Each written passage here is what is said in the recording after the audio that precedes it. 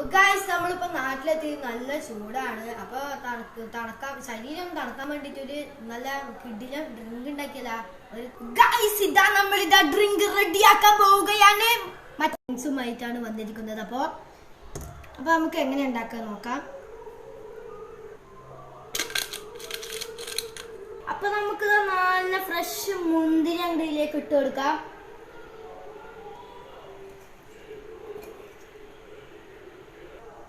Just ഒന്ന് നമുക്കിതിനെ ചതച്ചെടുക്കാം.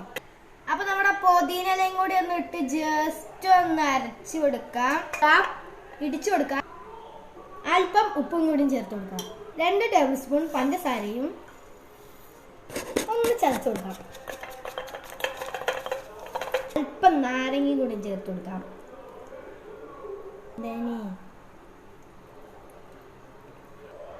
ഇനി നമുക്ക് നമ്മുടെ സ്പ്രൈറ്റ് കുട്ടപ്പനാണ്ട് ചേർത്ത് കൊടുക്കാം. പുതിനി മേലെ ഇട്ട് കൊടുക്കാം.